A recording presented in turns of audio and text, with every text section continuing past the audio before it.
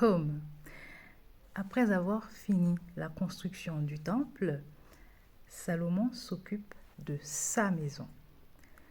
Maison au sens large car elle contient également des espaces de travail comme le portique du trône pour rendre la justice et le portique du jugement. Il fait sa maison d'habitation et une maison du même genre pour la fille de Pharaon, sa femme.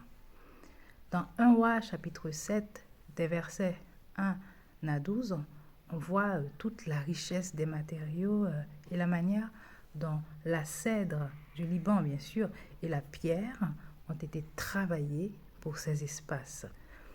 Grandes, belles, bien faites, ce sont les qualificatifs qu'on pourrait utiliser pour décrire ces bâtisses. Je retiens premièrement que Salomon s'est occupé de la maison de Dieu d'abord, avant de construire sa propre maison, et donc il a mis Dieu en priorité. Deuxièmement, je retiens qu'il s'est occupé aussi de ses affaires, parce que Dieu ne viendra pas faire sur la terre ce que nous pouvons faire nous-mêmes. Il nous donne des talents, des dons, des capacités, de l'intelligence, et il nous donne son esprit. Il nous donne aussi la volonté et le courage de faire les choses. C'est à nous donc de nous lever et de bâtir. Levons-nous et bâtissons, comme le disait Jérémie.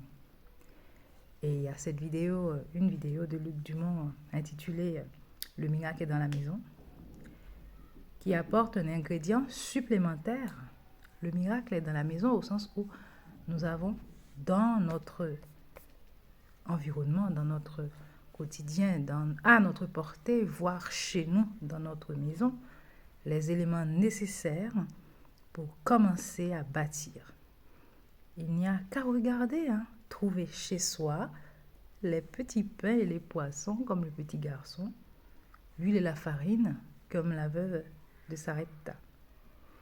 David Potier, ce fameux prédicateur québécois, dirait « Rêve grand, commence petit ». Il ajouterait ça quand même. Rêve grand, commence petit, ça veut dire que si je veux faire de grandes choses, je dois déjà commencer par les petits pas d'aujourd'hui. Rêve grand, commence petit. Aide-moi à bâtir, Seigneur. Merci.